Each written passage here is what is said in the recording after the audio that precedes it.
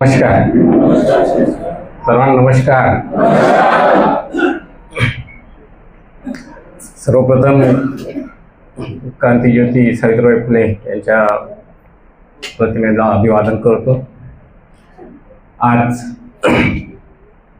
पंचायत समिती आरमोरी अंतर्गत केंद्र प्रमुख आणि मुख्याध्यापक या सर्वांची शाळा पूर्व तयारी आढावा सभा या ठिकाणी BRC आरमोरीच्या सभागृहात संपन्न होत आहे. आजच्या कार्यक्रमाचे अध्यक्ष सन्माननीय डॉक्टर मंगेश आरेवार सर, गट विकास अधिकारी पंचायत समिती आरमोरी.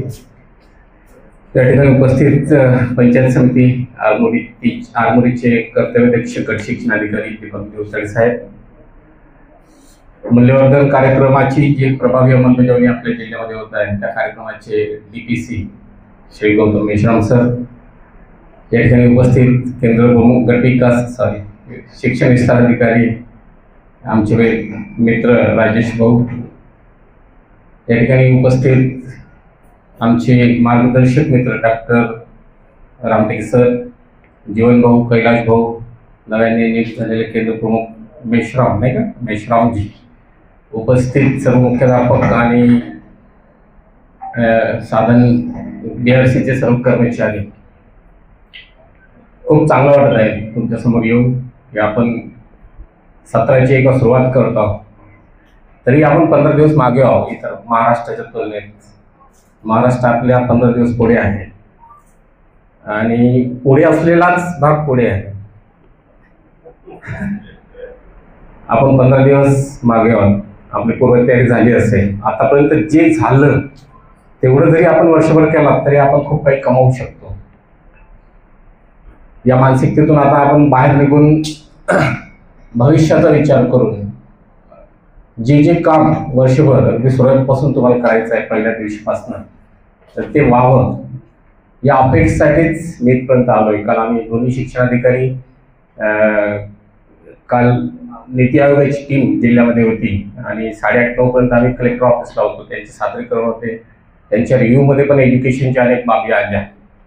कारण म्हणजे डाएट ही संस्था म्हणून आता 1 मे पासून माझ्याकडे प्राचार्य पदाचा प्रभार आहे आणि नेमकं काय करायचं हे मला माहिती आहे की अगदी सुरुवातीपासून शेवटपर्यंत. आणि यासाठी वयवर्ष 3 पासून 18 पर्यंत डाएट ही संस्था गुणवत्ता विकासासाठी जिल्ह्यात जे काम करते त्या अनुषंगाने आम्ही आता एकच टार्गेट ठेवलेला आहे आणि तुमच्या मदतीने तो आपल्याला पूर्ण करायचा आहे. तो टार्गेट आहे नोव्हेंबर 2027 परक. ठीक आहे. नोव्हेंबर 2027च्या परककडे नजर ठेवून, डोळ्यासमोर ठेवून जर आपण मार्गक्रमण केलो तर आपल्याला निश्चितच ती उद्दिष्ट प्राप्ती करता येईल आहे. आपल्याला सगळ्यात माहिती आहे की आता PGIचा म्हणजे PGI जनरेट झाला 2024-25चा आणि त्याच्यामध्ये आपण 327 मार्क घेऊन राज्यामध्ये 29व्या क्रमांकावर आहोत. ही 27 मार्क आहे आपल्याला त्याच्यामध्ये.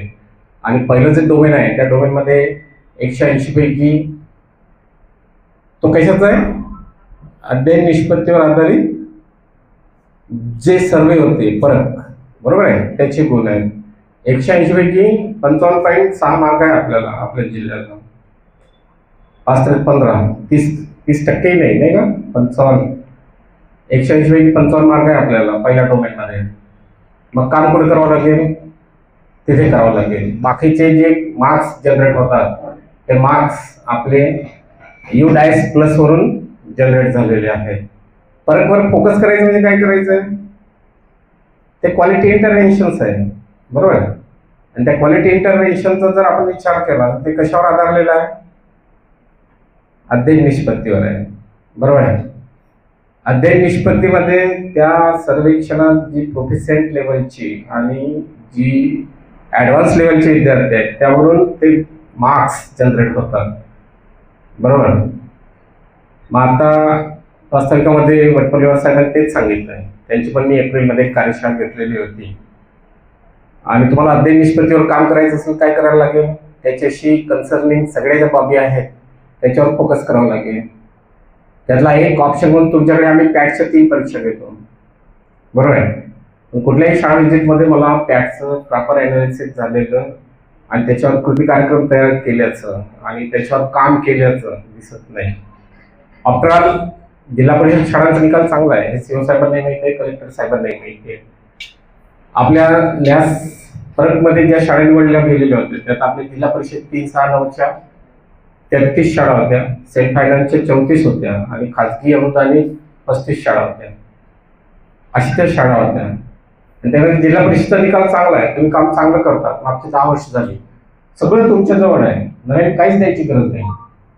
मला अजून संधी मिळाली नाही, पण ज्या दिवशी मला सीओ साहेबांकडे हे सगळं सांगण्याची संधी मिळेल मी सांगेल त्यांना की सगळं तुमच्या जवळ आहे, तुम्हाला कुठल्याही गोष्टीपासून वंचित ठेवलं गेलेलं नाही. तुमचं कॅपॅसिटी बिल्डिंग केलेलं आहे, बरोबर आहे. तुम्हाला या संदर्भातले सगळे प्रशिक्षण दिलेले आहे आणि त्याच्यामुळे तुम्हाला इकडे तिकडे धावपळ करायची काही गरज नाही आहे. जे काही करायचं आहे तुम्हाला तुमचं डोकं स्थिर ठेवून रिकॉल करून मागच्या 5-10 वर्षामध्ये काय काय प्रोसेस झालेले आहेत त्या रिकॉल करून त्याच्यावरतीच काम करायचं आहे. तुम्हाला सगळ्यांना माहिती आहे की क्लासरूम म्हटल्यानंतर क्लासरूम ही होमोजिनियस कधी नसते, ते हेट्रोजिनियसच असते, बरोबर आहे. तुम्ही स्टॅटिस्टिक्स शिकलेला आहात B.Ed मध्ये आणि ही क्लासरूमचा जो कर्व आहे, बरोबर आहे ना, तो फ्लॅट कधीच नसतो, हेट्रोजिनस असते. मग वर्ग म्हटलं की वर्गामध्ये सामान्य बुद्धीची मुलं पण असतात, कुशाग्र पण असतात, मध्यम पण असतात. कुशाग्रसाठी आता जसं सरांनी सांगितलं की 150 जवळ मुलं आमची शिष्यवृत्ती होल्डर झाली, हे क्वालिटी इंटरव्हेन्शन आहे. जी कुशाग्र बुद्धीची मुलं आहेत शाळांच्या मध्ये, बरोबर ना, अध्ययन निष्पत्ती लेवलची मुलं आहेत आणि सामान्य मुलं आहेत ज्यांचं अजूनही FLL डेव्हलप झालेलं नाही. आता सरांनी मला सांगितलं इथे परवा दिवशी सीओ साहेबांनी माझ्याकडे एक माणूस पाठवला होता मावा शाळेचा रिझल्ट घेऊन आणि जवळजवळ 1.5-2 तास मी त्याशी डिस्कस केलं. उन्हाळ्याच्या सुट्ट्यामध्ये एक चांगला प्रोग्राम होता, आयसोलेशन राहू नये मुलांचं. पण तुम्हाला आम्ही 5 दिवस भविष्यवेधी शिक्षण नावाचं प्रशिक्षण पण दिलेलं आहे ना. ॲज अ हेडमास्टर तो गाव, त्या गावातली गोरगरीब मुलं, आपण सगळे जिल्हा परिषद सेक्टरचे आहोत मला, बरोबर आहे. त्यांच्यामध्ये जे आता आपण प्रास्ताविक वाचलं त्याची समानता कशी प्रस्थापित होईल यासाठी की एखादं झाड लावलं तर त्या झाडाला फळं लागल्यानंतर ती फळं आम्हाला खायला मिळतील की नाही माहिती नाही, बरोबर ना. पण झाड कोण लावलं इतिहासात मग त्याची नोंद होतेच होते कधी नाही कधी. तुमच्या कामाची पण नोंद होते, आमच्या कामाची पण नोंद होते, होत नाही असं नाही आहे ना. तर त्या दृष्टीनं तुमचं प्लॅनिंग किती आहे.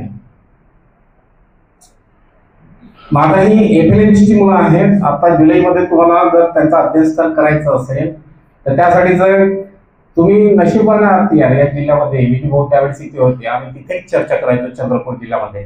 अर्थात आता जर तुम्ही स्टेटस बघाल चंद्रपूर जिल्हा खूप पुढे आहे आपल्या सगळ्याच रिझल्टमध्ये. तो निपुण महाराष्ट्र बघा, PGI बघा आहे ना, परतचा रिझल्ट बघा, सगळ्याच बाबतीमध्ये ते पुढे आहे. तिथेही मेहनत घेतच होतो आम्ही, घेतली नाही असं नाही.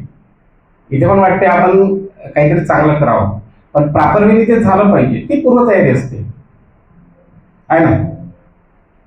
आता तुम्ही गावखेड्यामध्ये राहता तर तिथे कामाची लगबग सुरू झालेली आहे, पूर्वतयारी सुरू आहे, शेतीची मशागत सुरू आहे, बरोबर ना.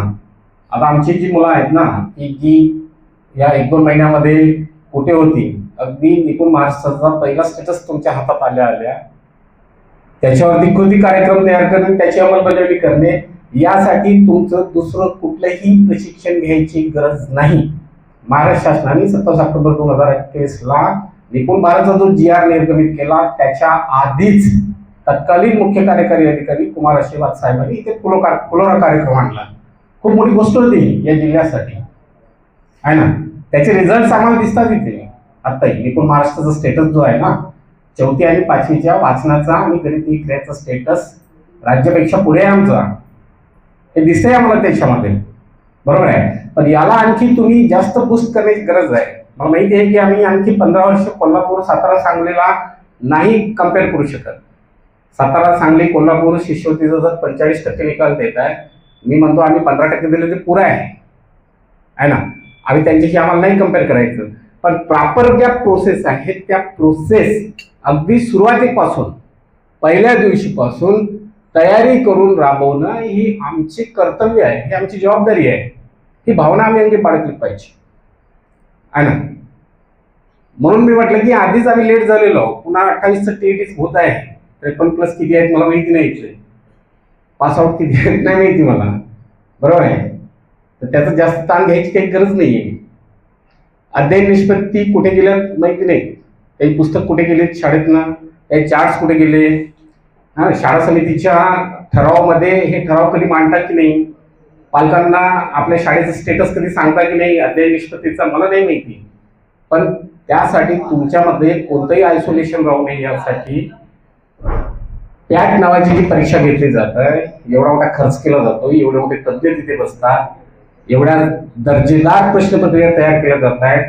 SCRTच्या वेबसाईटला तुम्ही जर गेला तर तुम्हाला तिथे प्रश्नपेढी भेटते. त्या प्रश्नांच्या अनुषंगाने ज्याचा सराव अधिकचा सराव तुम्हाला शाळांच्या मध्ये करता येईल आहे. हे सगळं काम तुमच्याजवळ आहे. आता नवीन काही सुरू करायची गरज नाही. बालभवन तुमचे तेवढे चांगल्या सुस्थितीत जरी नसले तरी तुमच्याकडे भाषा गणित पेटी आहे, इंग्रजी पेटी आहे, काही साधनं आहेत, साहित्य आहेत.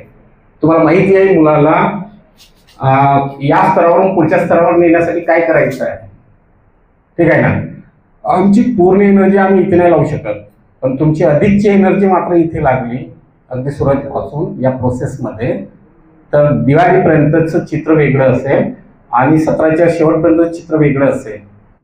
मित्रांनो, माझा व्हिडिओ आवडल्यास माझ्या व्हिडिओला लाईक करा, कॉमेंट्स करा, शेअर करा आणि माझ्या यूट्यूब चॅनलला सबस्क्राईब करा. धन्यवाद.